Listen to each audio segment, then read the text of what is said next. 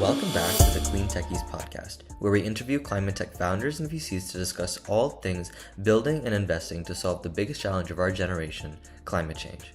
On this episode, Silas and I had the chance to speak with Jason Blumberg from Earth Foundry.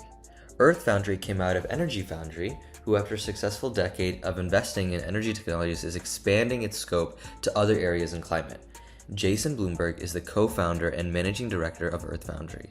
As a former consultant and founder in the energy space, he has sat on the boards of many companies and has a wide array of knowledge about energy and beyond to share with us.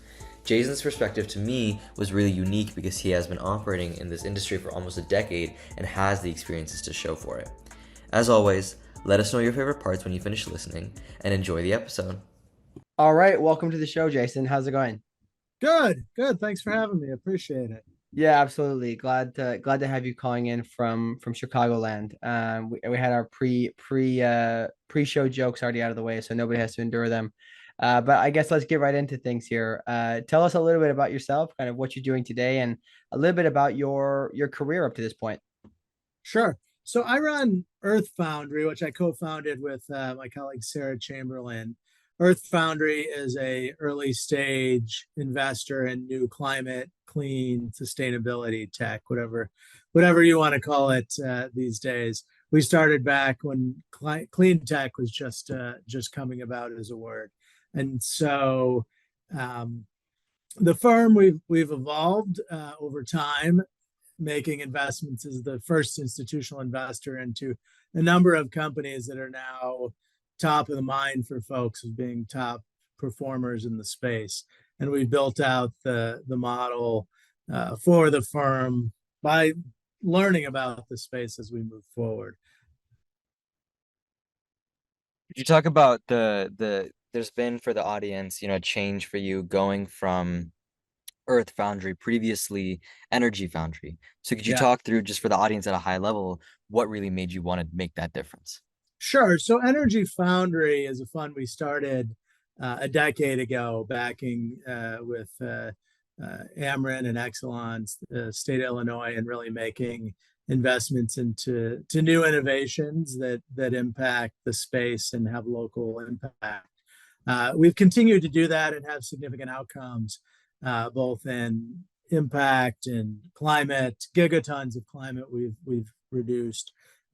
Returns on the portfolio, which are significant, top tier in climate and clean tech and venture overall. And so that success, we've looked at how do we evolve our model as a firm. And what I mean by that is expanding from energy as the core into other segments, but also we work with a number of other corporate partners now across the space. And those partners are important for the ecosystem, they're important for the startups, and they're important for us. And those folks want to see innovation come to the market. They want to work with innovation. They want to use innovation. And so as we've evolved, we've added more corporate partners, Generac being one that's just joined with us, as well as a number of others. And so those folks have a more expansive purview. And so the broader climate space we're now focused on, or clean tech, such as recycled plastic, and that has energy content impacts in it, but it also has broader impacts on the world. And so how do we change the lexicon to really think about all the things that humans are doing to damage the earth? And how do we do that in a way that doesn't happen? And really produces better outcomes. And our goal is to just make it easy for a person to be able to make the decision to use that product and not have it have a negative impact. And so climate is a hugely important role, but there's also many others. And energy is a key underpinning of many of those outcomes. And so we look at that. So as we've looked at expanding and how do we help change the future of the earth and revolutionize the innovations that are coming to market, Earth made more sense than energy is just the only focus. Impact brands represent the choice to live our lives in alignment with planetary action and our values, to preserve our amazing home for generations to come. Be it through solar panels, how you travel, where you're sourcing your materials, the choices we make matter. And I know you know that if you're listening to this podcast. My name is Anna Konstantinova, and I'm on a mission to make impact brands our next paradigm. I believe that marketing can be used for us rather than against us, and I want to help you build the best brand possible so we can all pour our strength into solving the biggest issue of our time. Whether you're a founder or an investor representing portfolio companies, let's work together to make sure your brand is seen, heard, and remembered the way it deserves to be. And as a thank you to the Clean Techies community, I'm offering 20% off my newest launch, Branding Sessions, with code CLEANTECHIES, one word. We'll take 60 or 90 minutes to solve one specific problem, whether it be a naming issue, strategy development, business growth, or beyond. Let's put our minds together and move forward with renewed energy. Can't wait to hear what you're working on. Find me at anako.co. That's ANNAKO.co. Talk soon. Yeah, that sounds really cool. I think it is very clear the kind of impact that you can achieve, focusing on a wider thesis, not just having to focus on one industry, but the tailwinds of whatever your innovations would impact. You talked about starting in energy and then having this desire to expand given everything that you've done. Did this align more with the growth of your network? Did it align with, data that you were looking at that said, we can do this? How did you decide to change the model and broaden? Sure. So the US is a global leader in innovation by far. And we have research at many institutions that has just continued to be funded and flourish. So from maybe $8 billion when we started in the national labs to double that now, and to compound that to all the institutions. And then if we take that focus and we look at where's the research happening, we then see also incubators, accelerators. And a decade ago or more, I got into this industry 20 years ago, you'd be lucky to find an accelerator in Chicago that would even touch this, or New York or LA, any big city. And now they all have multiple. So the platform of innovation that brings things to market, from research to the tech transfer to the incubators, accelerators, and entrepreneurs circling all the way back, has evolved in a significant way. A little bit of a tailwind of the success of Silicon Valley, but also a market demand and market need. And so that ecosystem has flourished and allowed for much more opportunity. And even if you look at, let's take Oak Ridge National Labs, they're not just doing energy, they're doing water, they're doing 3D printing, they're doing things that have significant energy content embedded in it, but match a broader set of humanity's needs in these spaces. And so it's an evolution of us, but it's also just an evolution of the market space that folks who are in energy are covering all the way through. And how do you deliver better outcomes? Because energy is kind of an underpinning of everything. Even humans, we need energy every day or we don't survive, from food, but also we need that from light and heat and everything else. And so a lot of this is an on-demand system that we live in, and how do we optimize that on-demand system? Hey there. Quick break to remind any founders or VCs listening, if you are looking for deal flow, seeking to raise funding, looking for partners to help service your needs, or perhaps you're looking for corporate investment partners, feel free to reach out to us through our Slack channel, which can be found in the description. Because we meet a lot of people in this space, we set aside time each week to make introductions to the various people that we encounter. This is something we do free of charge in order to help these incredible companies solving climate change to scale. Looking forward to hearing from you in the Slack channel. That's really, I think one thing that's core to what you're saying is an observed reality where you've seen the growth of the industry and the change of how people are thinking about energy. One thing that we have the fortune of doing on this podcast is talking to a lot of people who are first-time fund managers, who are now getting into the space at a time where people are starting to branch out. Sure. And a lot of these people don't have the experience that you have to be able to know about where it comes from. Do you think that your experience seeing the growth of the industry gives you a nuanced perspective on how energy can spread? Or is it fairly something that someone could come into and just kind of observe on their own? Yeah, so people always want to say that they're smarter over time, but facts are more important. And so, for example, when I first got in the industry, I was at McKinsey helping build up and lead their initial climate change focus. Before that, I was turning around industrials I think that was around 2000, 98, 2000. and building on that led to the McKinsey area. We're really doing the first work in clean tech and climate. Before those were words. And if I think about one of the early pieces of work I did was the future of EVs in 2005, I think, before Elon Musk had joined Tesla. And we're like, this is going to be a big deal. And it took a long time for the market to evolve. We are now almost 20 years later.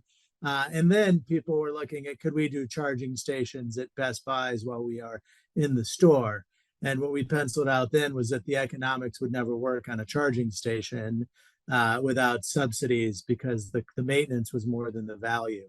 And so that evolution is playing out today, where people aren't maintaining their charging stations. But there was a lot of economic value created during that time by folks who got in, IPO'd their company or SPAC'd that and got out. So there are different models in venture, and the lesson of that is that venture as a class is looking at the delta between today and some point of exit. The enduring company piece of it is about what are the fundamentals of the business. Hey there. Are you building a climate tech business and looking for very specialized talent? Consider reaching out to our sponsors, NextWave Partners. NextWave are experts in talent acquisition, recruitment, and retention across the climate tech, renewables, and ESG spaces globally. So if your team is growing or you're looking to make a career change yourself, feel free to reach out to NextWave at next-wavepartners.com or reach out to one of their consultants directly via their LinkedIn page. Which leads to the key, and there's multiple keys in venture. One is pattern recognition. So we see about 1,500 startups a year. And those 1,500 startups give us a lens that other people don't have. So if I look at a company, I can say, here's the 8 other companies that are doing something and similar to that. And this one is going to be better, and here's why. At least that's my hypothesis. And so I'm able to unpack which one is better because of the deal flow that we have developed. I also see people who are newer saying this space is going to be hot. And so they fund the one that we think would be the 8th best. Now, is that one not going to win? I mean, partly, who knows? Partly, if the other 7 that are better don't get capital, well, then that one's got a better shot. And so there is some movement, but it probably not, if you don't have the experience, you don't know you're funding the best one. Back to your previous question of having partners. So we have a number of corporate partners. We have a number of research institutions that we work with, and a number of accelerators. And then we look at how can we fund the non-dilutive funding as well. And so bringing all those pieces together takes a lot of time to build those relationships with the world's leading companies who are looking to us to see which innovations they could engage with. And so since they have a limited amount of time, we are kind of a gatekeeper on, look at this could be interesting. And if it is, then they help us with diligence. They pull through as either a manufacturer, a customer, a channel partner. And so they help pull through that innovation and maybe an acquirer of it. And so we've had all of that from our partners along the way. So that type of network effect is hard to replicate as well. For us, that means our portfolio has about an 85% success rate, where venture is 1 in 10. Ours is like 8 in 10. And success means we're making money or we're making a lot of money. But either way, an entrepreneur who works with us, their likelihood of going home with money in their pocket is a lot higher than others because of, A, we think we picked well, and B, we know how to pull through the innovation. And then C, we've seen a lot of mistakes that entrepreneurs make, and we try to help them through those. They don't always listen to us. And I often compare it to telling somebody that they're going to run into a tree, and then they come back to you with blood on their face. And you're like, well, you can say, I told you so, or you can help them get up and figure out how not to hit the next tree. And so we usually go with how to not hit the next tree, but they learn. And so that's part of the entrepreneurial journey. So circling back to your question, for first-time fund managers, it's a little harder. And the key is to go slow and not come out of the gate quickly. And that's the advice we got many times. We've been mentored by a number of leading funds since we started. One of them, Arch Ventures, which is a very successful biotech fund. And those folks have helped us all along and given us advice to just go slow, and then issues that we could have. Another one is Tensolicity, a guy named Wayne Boulay, who has learned a lot over the years. Both these folks have 30, 35 years of experience. And then other folks as well who helped us in the early days not make mistakes. So go slow. Looking for people who can be mentors and advise you is key. And so these days, since we've now become, in some people's books, one of the top rated firms in early stage climate clean tech venture, we do that with other people too. We help them and give them advice and give back. And so it's a circle. Hey there, thanks for listening to this episode. If you made it this far, it's likely that you're enjoying the show, so wanted to ask your help. If you're enjoying it, please give us a review on Apple Podcasts and share with somebody in the same industry who might find this interesting. And if you're interested in getting summaries of these episodes, go subscribe to our newsletter that comes out on LinkedIn and Substack. Links can be found in the description. Thanks for your help in growing the reach of this show. Yeah, no, definitely. I think it's really cool to see. This is probably what a lot of generalist VCs on their second, third, fourth funds would say about the network that they've built. Being able to do that in a growing industry, a niche industry like energy, it, PitchBook put the top performing venture funds, I think about 3x, give you like 5% of all venture funds in the US.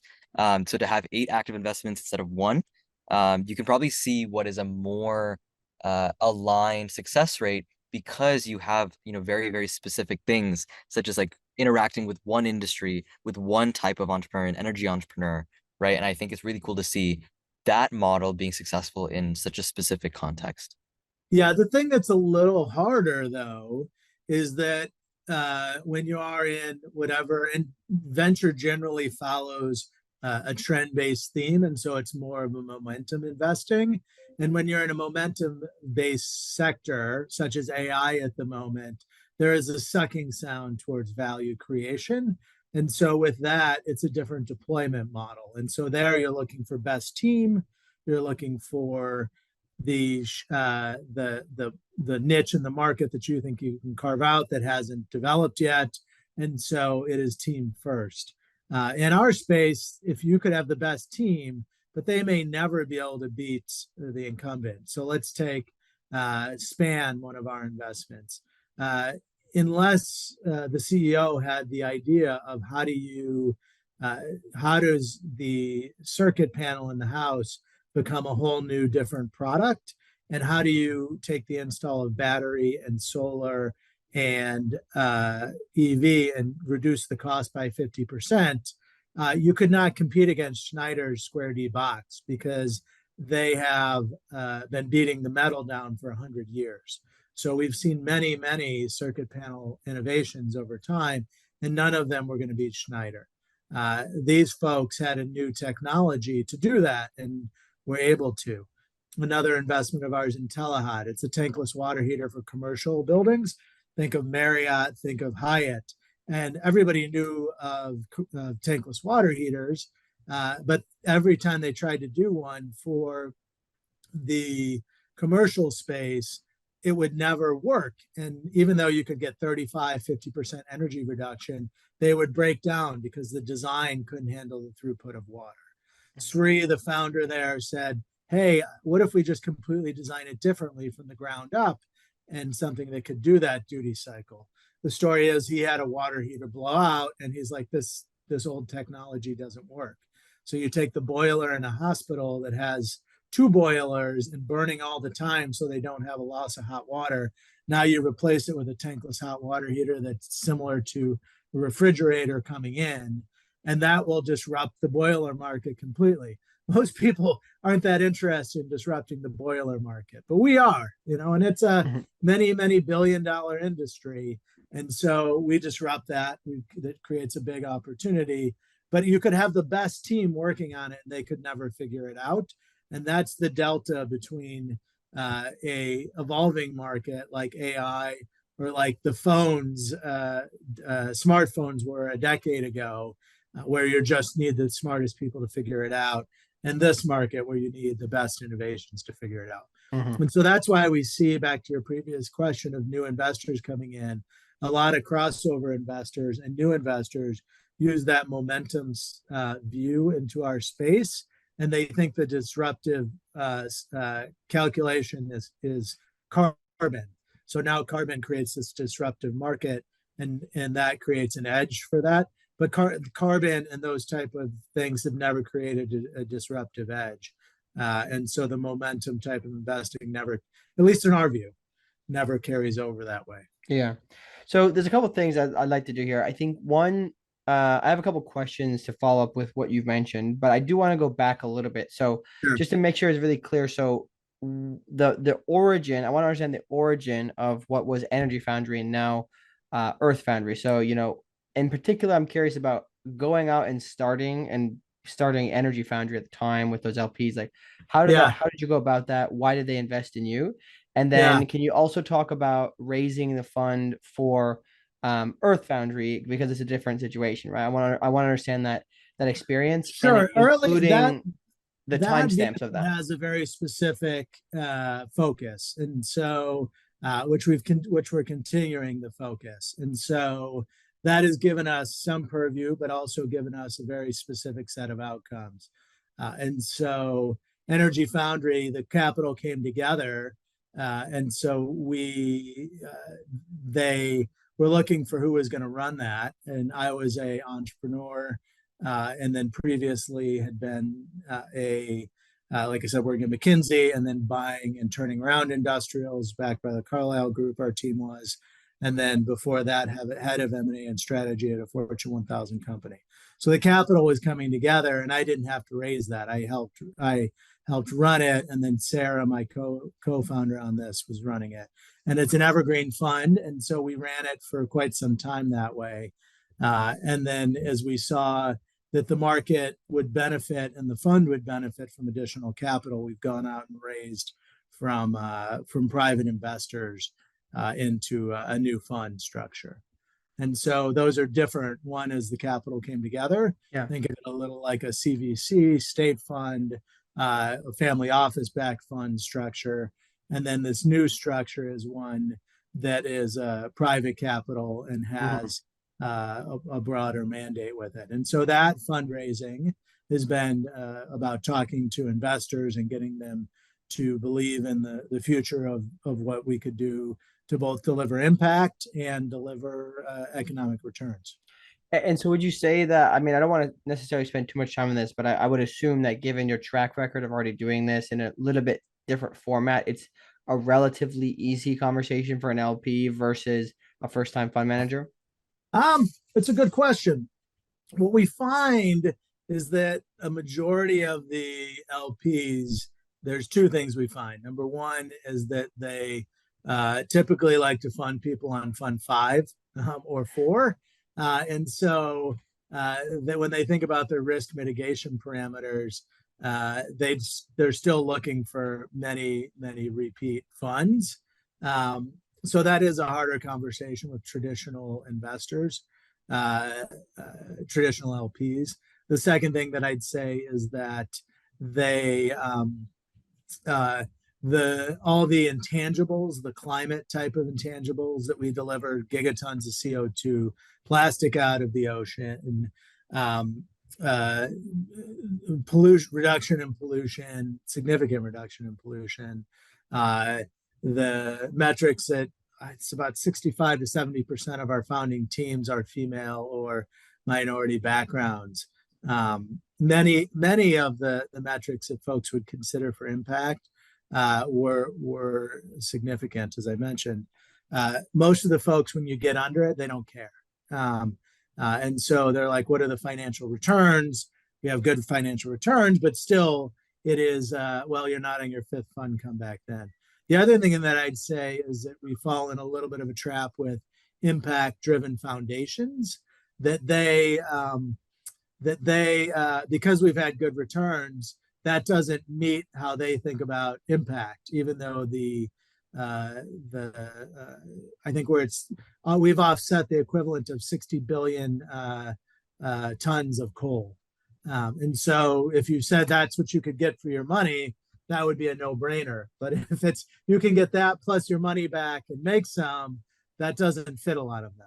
So there is this weird valley that a lot of folks find themselves in, even folks like us in this space where funding is harder to come by. which is why we've leaned in more to corporate partners and which is a win-win outcome for us, and into high net worth individuals that are interested in that value proposition.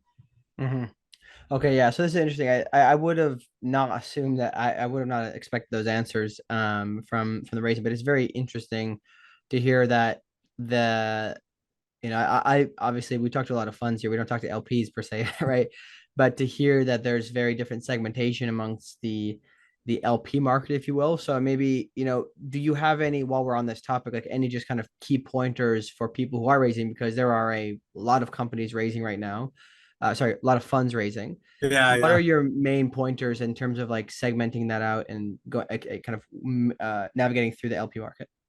Yeah, I mean, I think if you're raising a fund for the first time, you should think, why are you doing this? A lot of people do it because they think that, well, I could be an entrepreneur, but I can spread my risk by doing a fund.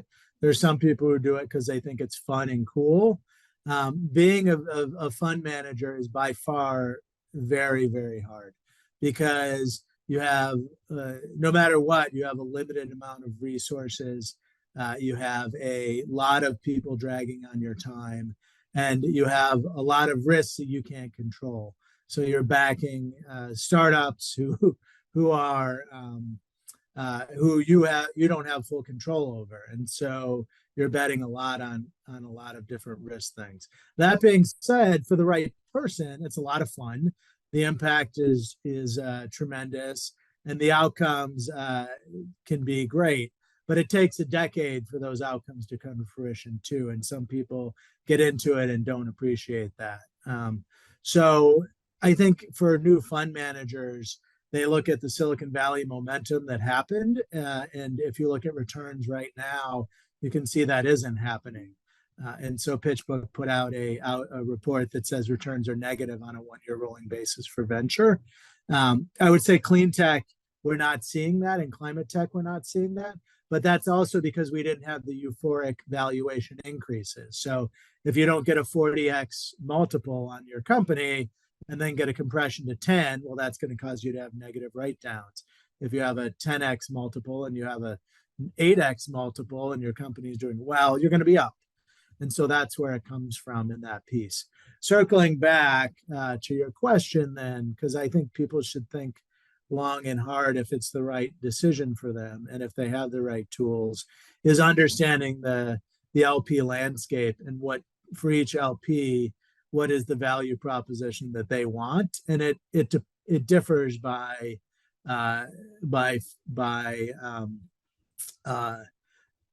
LP.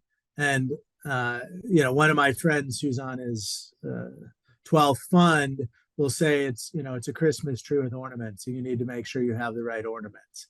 And so everybody, some people have different religions, and so I'm Jewish, and so maybe the ornaments wouldn't sell as much to me. And so you've got to understand what that person is, because each one is making a bet on you, and it's a one-to-one relationship. And when you have even a large institution, at the end of the day, that fund manager is only going to make a handful of new investments each year. And so they have to decide that they'd bet on you. And that is a complex sales situation that can be challenging for people that have done it for many decades versus people people who are newer into it. So do you have any like segmentation on the general, like you mentioned ones that they're focused on the impact you can create, so you need to have metrics on that. The other ones are just focused on monetary value. Some might be having other motives, like I don't know if it's corporate partners, they might be saying, hey, we only want to invest in you if you're going to produce deal flow that we can acquire at some point. Like, do you have any general segmentation? So our segmentation is pretty easy. It's based on it's corporations, it's individuals, it's institutions, and then foundations. And the institutions are generally financially minded, although may have different metrics. The foundations have metrics that would align with their foundation, but they break into two segments. They break into very impact leaning goals, or they break into traditionally like an institution, because that's how they're separated, with the financial metrics as being really the only thing that matters. And then you have individuals that are looking for returns plus impact metrics, but it's person by person. And Yeah. so, I can imagine that one's there's no easy category to put those people in because it really depends on their, their story and everything. So that I really appreciate that. And I appreciate you indulging us on that, because I think it's extremely important for people along the entire value chain to recognize the need for incentive alignment, because if you're ever having friction, it's probably because there's a lack of, alignment with incentive. So I appreciate that. I wanted to go back to one thing which I found quite interesting when I was prepping for this and speaking with Jackie, and also you mentioned it again, which was you see 1,500 companies a year, and that you said because of that, you are able to have pattern recognition to an extent. So what about the firms that are smaller, right? 2 people, like 3 people firms. How can they, and do you have any philosophy on whether or not it is absolutely required to be a quote unquote good investor to see X amount of of types of companies so you can create the pattern? And I know I'm going to put 2 questions here. On top of that, how can they wait to see the theme before they invest? What if they miss some of the opportunities, right? Can you put those 2 things together? yeah, so the idea, the 1,500 deals a year, we make everyone on our team look at every deal. And we meet with 600 startups a year on average. Most funds don't have that discipline in their investing model. We've always had that discipline in our model, and it's hard. It takes some real work to make yourself every day do that. I need to work out more, but I definitely work out when I do that. We make everybody work out, and so that's a discipline that we do. Um, uh, and so you will find most venture funds, the way that they do it is an individual knows a market, has an idea on it, and then bets on the individual that comes in the door that matches that thesis, versus that. And so it's a different model. Back to your question, is the way that we've always approached it is whenever we're investing in something, we want to be the smartest potentially in the world on that topic. And so you can do it through deal flow. You can do it through learning about that topic and really understanding it. And so not a PhD thesis on it, but a business 80-20 on it. But reaching out and talking to the people that know the most there and triangulating the outcome in the future is a way to do it, versus betting on your hunch. And so what I would suggest is, if you don't have the deal flow, is to do research on the area you're investing in and have the right relationships to know that the company is going to be disruptive. Because we're back to the previous comment, if you're doing an AI chat deal, it's hard to know because the future isn't written. In these spaces, the future is written. It's the status quo unless you change the future. And so it's a $14 trillion market segment, the clean tech space. So there's a lot of little, very big spaces to disrupt. And that's what everybody's trying to do. They're not trying to create something that doesn't exist yet in humanity as a whole white space. And so that's the key, is understanding those segments you're investing in. Mm-hmm.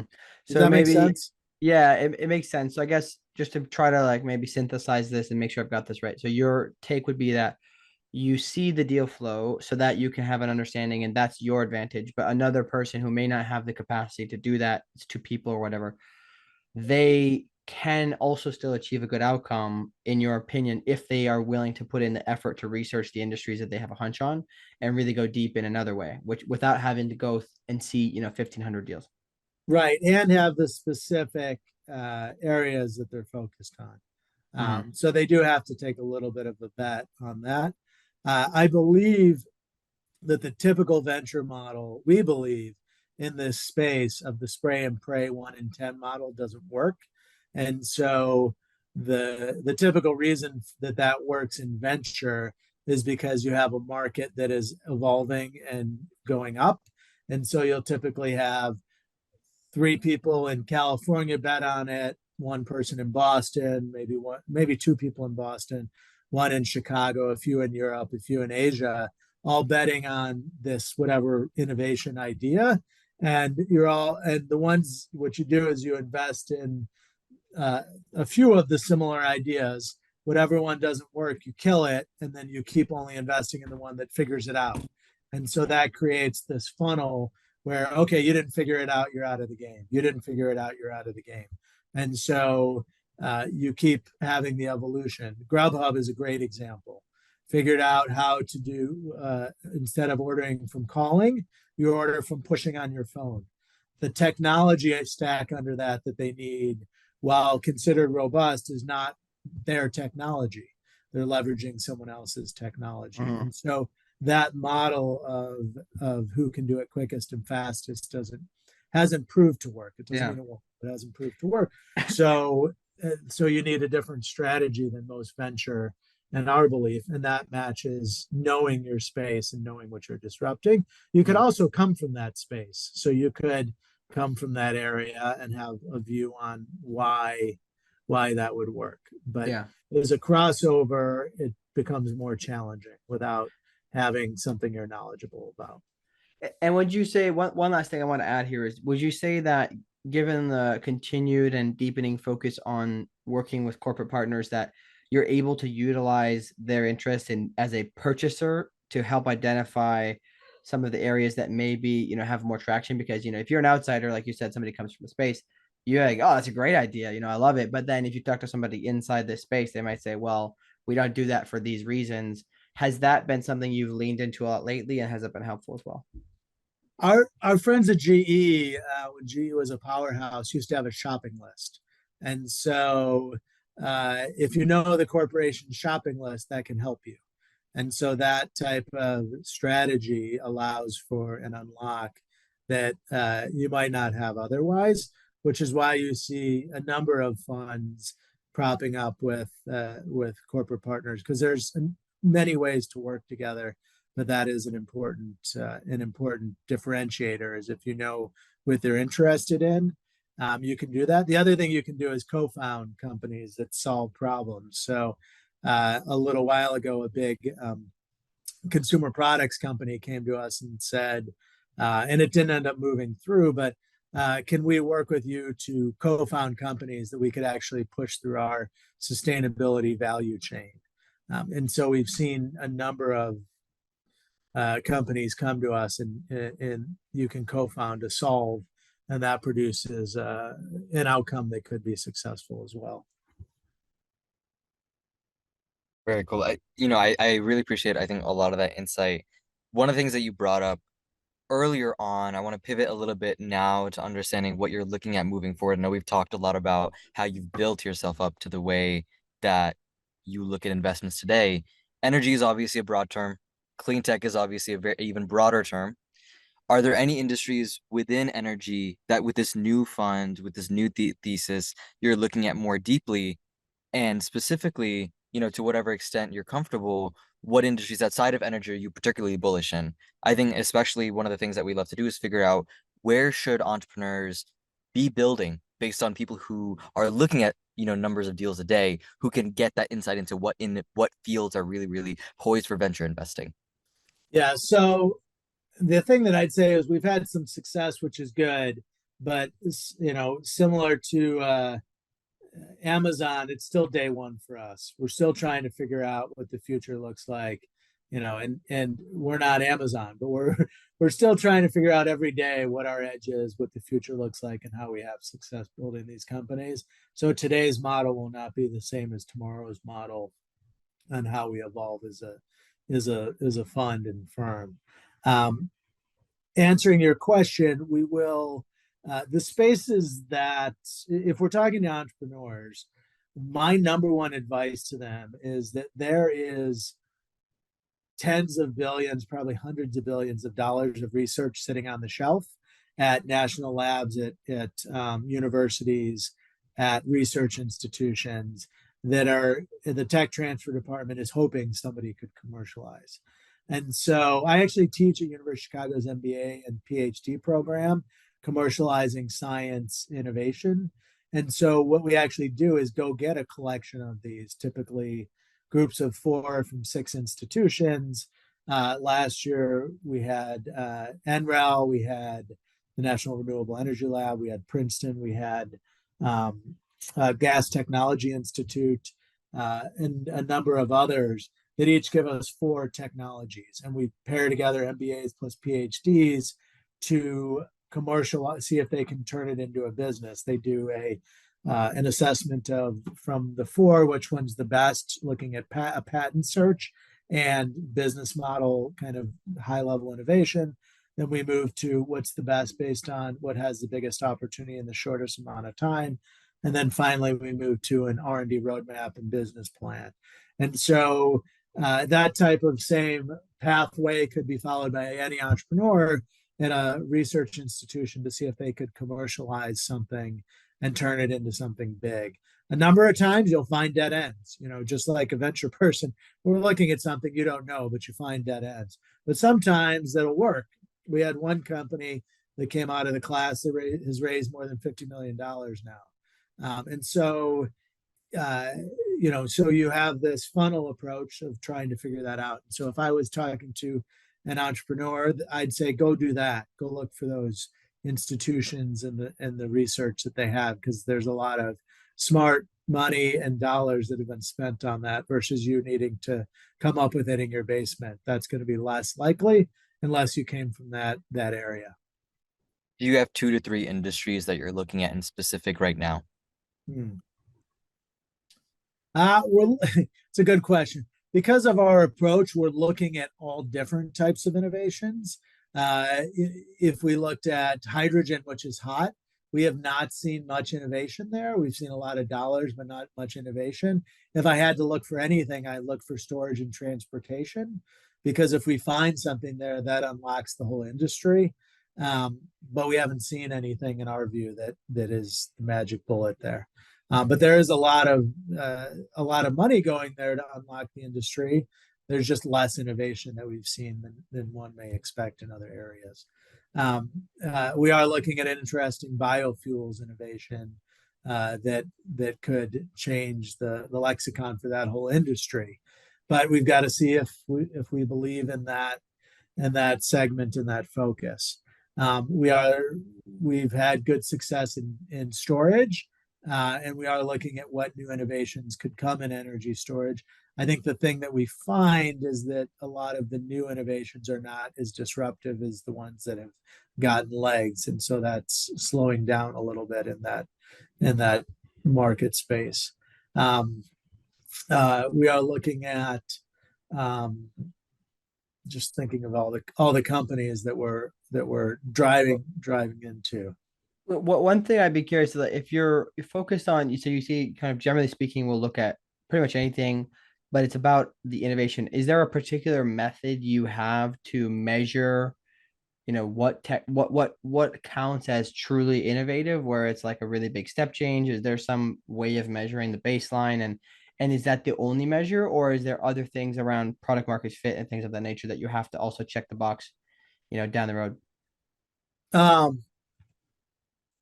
So let's take electricity, for example, the core of our focus in business. LCOE, which is the levelized cost of electricity, which is how most things are measured, is typically 3 cents at wholesale, 7 cents. That means that if you're buying it from a wind farm or from a nuclear plant, it is. If you're buying at the commercial scale, it's 7 to 10 cents. And if you are buying it at your house, it's 12 to 17 cents. Exclude California, where it can get more pricey. And then you have, but speaking of California, you have sometimes that it's negative and sometimes that it's 40 cents. And so you have that variability. So if you take that and you come to me and you say, I have a new wind turbine that goes on top of a building. Okay, so how does that compare to 7 to 10 cents? And that's pretty easy. And so if it's 3 cents, wow, I'm really interested. And if it's 15 cents, I'm not interested. And so that's a pretty easy way to think about it. Now we take that and you can apply that to anything. You can apply that to back to hydrogen. It's $5 to $7 for green. You got the $3 credit from the IRA, or you can buy it from traditional sources and it's $2 or $1. And so I know those cost metrics. And so if you present an innovation, then I understand that. If you are back to electricity on the roof with the wind on your roof, okay, is that continuous power? They'll tell you it is, but it's not. At best, it runs 40, 50%. And so that we've seen some innovations that could get that to 70 to 90%. And what does that mean for if you can produce power on a more continuous basis versus producing it on a variable basis? And so you can see then that you can price in a battery or storage and figure that out. So it quickly gets complex, but it's easy from the starting point of what is the competing product and what does that cost?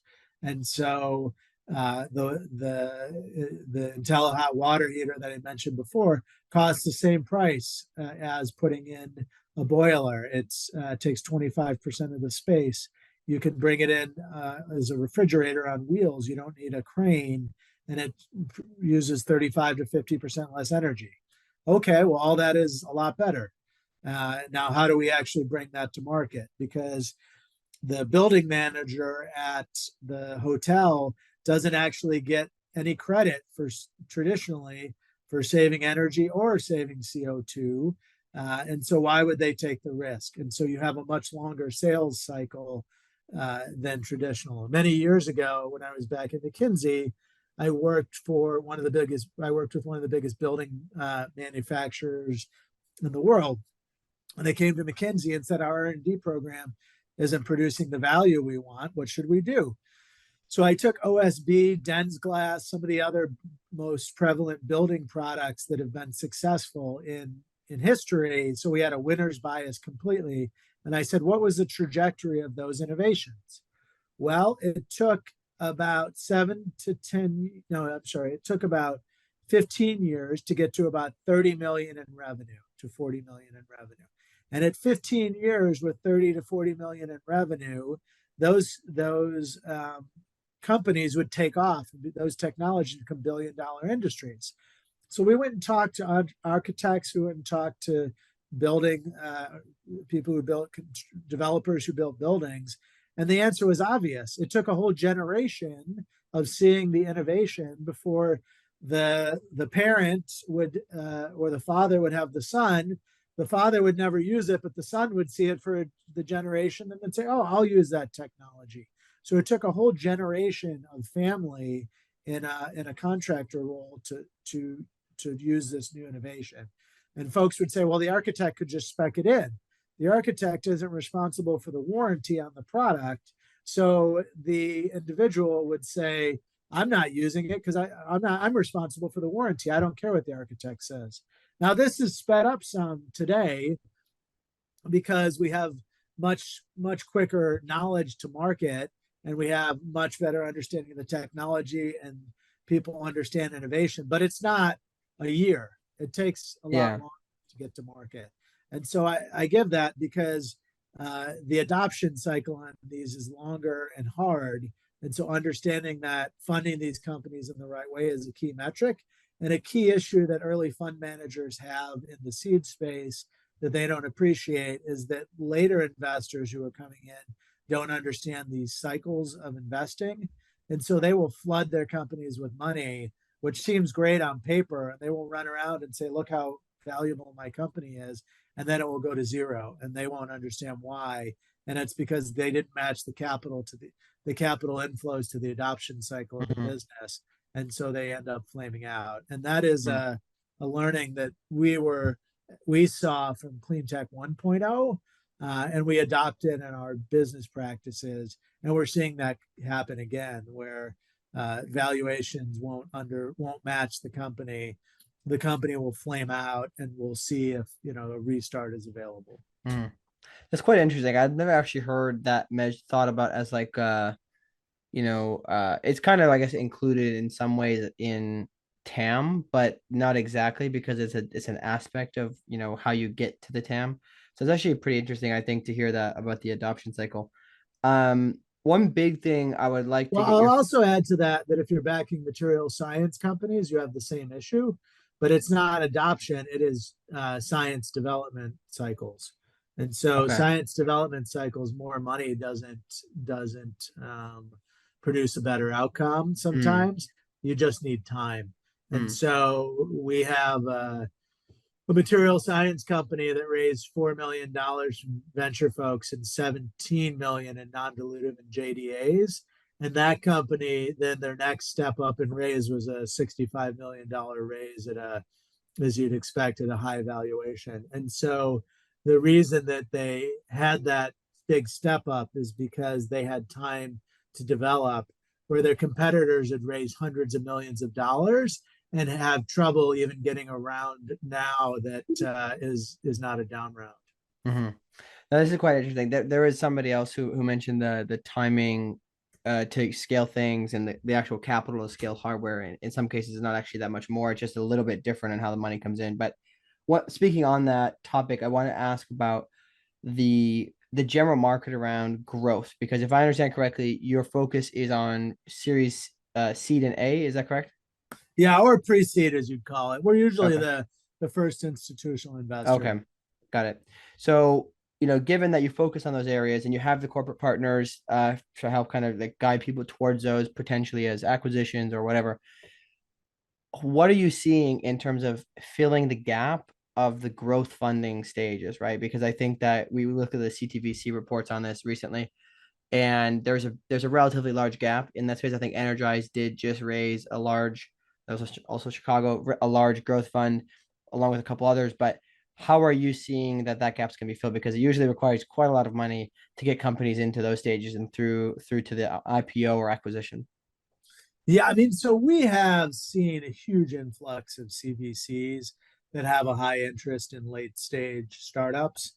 If I look at, and we mentioned us having corporate partners, but if I look at when we started the fund in 2013, there was very few CVCs. When I say very few, there was, I think in North America at that time, there was about 400, 500 venture funds, and there was about 50, 100 CVCs. Now there's like 1,200 or 50, I don't know. There's an exponential growth in venture funds. It depends how you count it. And there is almost an equivalent number of CVCs as there is venture funds. And so that has created a huge market opportunity with additional capital. Those venture funds, if they are taking a methodical approach, are likely going late stage as a starting point. While the checks are bigger, they're small compared to a Fortune 100 company, and the risk profile is different. Because when you're doing seed or early stage, you have to do technology risk. You have to assess technology risk, market risk, customer risk, timing risk, and financing risk. When you are doing late stage, you're looking at typically is what's the customer growth trajectory and exit to IPO. So the number of risks that you have to understand and bound is much less. And also your downside risk is likely less. And so when you find new entrants with large balance sheets, they're usually coming in that way into the market. It's also closer to something they could acquire as for their business units. And so those two make it more likely. So that influx of CVCs has changed the landscape. Mm, There are a number of then folks who have raised funds that are later stage or later leading that invested in our companies across the way. And so Anzu is one that's in a company of ours, two of them maybe. Quantum, which was traditionally a more of a institutional energy investor into projects, has moved into this, and they've been a good partner and investor. And and a number of others along the way that have come in to invest in these. Yeah, that's kind of And we interesting. I have mean, some crossovers like Wellington or EIP as well that invest. Okay. Many others. Yeah, got it. Okay, interesting. Okay. Yeah, Even I just we have Sequoia in one of our deals, and they traditionally would never be in one of our companies. Yeah, okay. Yeah, it makes sense. I think it I guess calms my fears a little bit because it takes time to raise a fund, but if it's a corporate venture that's going to corporate venture firm that's going to be going in, it's a little bit easier for them to raise, not necessarily easy, but they can invest off the balance sheet and do a couple of things. But yeah, I appreciate that. Soma, I think you had some other things that you want to go on to. Yeah, Yeah, I I'd think say the only thing to be cognizant of corporate venture is that it's generally more trend based. So they may or may not be around, for your next round. And so that's important to understand that corporate usually has, at least traditionally, has had a wave of there is a bunch of them and then there's a lot less. We haven't seen that this time. We've seen more staying power, which is how a corporate venture fund actually has success, because if they just come and go away, then the likelihood is low. Other folks who we've had invest, so Toyota is a corporate, Toshiba, and then TDK, National Grid, Enai. So they have all corporates that and Evergy, Fifth Wall, kind of and then crossovers, some I mentioned, but just looking, Bullpen, Alexa, Munich Re. So I could keep going, but a lot of also crossover and new funds that have come up into the space. yeah, we're getting sort of to the end of the show, and Sure. we'd love to end with the last question that we always ask. I think this is really special for this episode, especially given that you talked about pattern recognition with entrepreneurs. Generally speaking, what are your top 3 pieces of advice to entrepreneurs who are looking to seek venture funding and be successful in these industries? Yeah, I think the number one is know your market landscape. So everyone wants to tell us about their widget, but most of the folks, they know why they're better than the status quo, but they don't know why they're better than the status quo 3 or 5 years from now.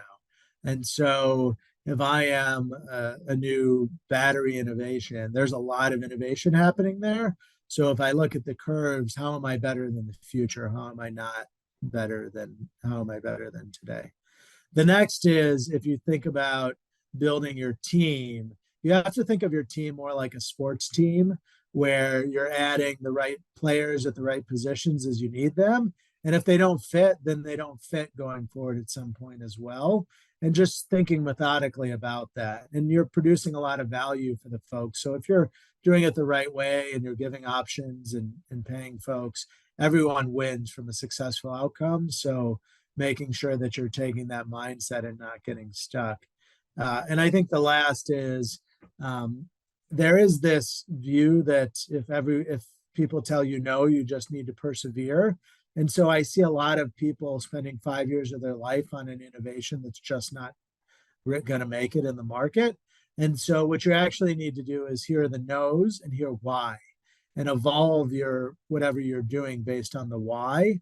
That could be that you need to add a new technology. That could be that you need to shift your product that you're focused on. But whatever it is, understand the why. And if you understand the why, your likelihood of making it through from a no to a yes for you personally is increased significantly. Because typically when entrepreneurs are telling us something that isn't going to be a winner, they're not lying to us, they're lying to themselves. So an entrepreneur will come in and say, this is how my product works, and it does this and this. And we're like, that's not going to work. Like, here's the 3 things that are wrong. And they don't listen. They just go back out with the 3 things that are wrong again. And it's because they truly believe it. And so if they'd listen on what we think, and not just us, we're not the smartest people, but we're one opinion. But if they listen to a lot of people's opinions, they should start getting a pattern of what is they need to evolve to. And if they do that, the likelihood of success goes up. And that happens even if they do have a successful starting point, because this is a journey being an entrepreneur. It's not a race from point A to point B. And so you continually need to evolve. And that is a key knowledge, because if we look at 1,500 startups a year and invest in less than 1% of them, there is a lot of folks that we're saying no to. And to me, it's a lot of shattered dreams that I feel bad about, but I'm really hopeful that the feedback we give them can help them become one of our 1% or less, or somebody else's. And so if they can do that, their likelihood of success goes up, assuming they need venture funding. If they can do it without it, that's great too. But that listening and learning is key. I think that's interesting. I think I would just put a pin on that one to say for other venture capitalists listening, to make sure you are offering the advice, right? Because yeah, maybe if you have a heart, you feel bad about saying no to people, but if you want them to improve, you should give that feedback. Because I think that a lot of people, from what I've heard, they're frustrated by just pounding the wall and not getting any answers, right? It's just kind of Right. a shut door, and it seems like everybody's out back having a barbecue, right? So if they could get if they could get a few more, pointers as to what they're doing wrong, right? That would be helpful. And I think that's part of why we do the show. But no, that's really, I think that's Well, really good. I find that folks don't ask. We give it, because I was an Ah, entrepreneur before, and we have that mindset in our team, to give feedback to folks. And we come from a background of how we were funded, which was about delivering impact, and local impact. And so that has always put a mindset in us to to help folks achieve success. But folks don't ask often, and they don't follow up often too. So I will meet people in an event and I'll say, "Oh, that's kind of interesting. Send me a note." I actually was just at, I won't name the event, but was at an event, and I met with 30 entrepreneurs probably. And like 10 of them, I said, "Oh, follow up with me, because this could be interesting. I might learn more." I think 3 of the 10 followed up. And so that's pretty poor, but gives a view on that. I did wonder if I was saying something wrong. Is it maybe you or you is should it ask for me? feedback. Yeah, yeah. No, But no, that is interesting. I think it's sometimes the mundane things, right? The things that aren't it's not new science or anything, right? But following up and sales and things like that, it's something, those things are the most important to actually getting you towards your journey, whether or not it's this company or another version of what you're working on. yeah, or selling your product to your customer. Yeah, yeah, exactly. Yeah, because if you can have that perseverance with the VCs, you probably know how to utilize that in the customer process too. But um, very good. Well, I think let's close things here. I guess just finally, what stage should people be at? Like what is kind of the bare minimum requirement they should have in order to reach out for, if they're looking specifically for funding or maybe advice? Like what do you want to leave the audience with, the call to action? So we're early investors and interested in anything. If it's a cool technology, we have some that we're co-founding with folks. And then we have some that are pretty evolved, that have had some success. And so any stage, at the earlier stage in the climate, clean tech, energy tech space is of interest to us. And we, like I said, we hear a lot of pitches, and you'll meet us at a lot of events as well. And everyone on our team is really strong and has a diverse set of backgrounds, but really knows what they're doing. We have a really high caliber team. So I'm not the only one to talk to, and I might not be the best person to talk to on a number of things. So reaching out to Sarah, Judy, Henry, Emmett, they're all great folks and can deliver a lot of value to the folks that are looking to raise capital or just get feedback. Okay, awesome. Very good. Well, we'll definitely send people your way, and we really appreciate you coming on. It's been a pleasure. Yeah, nice talking with you. Thanks for the time and the interest in talking with us. And look forward to future conversations. 100%.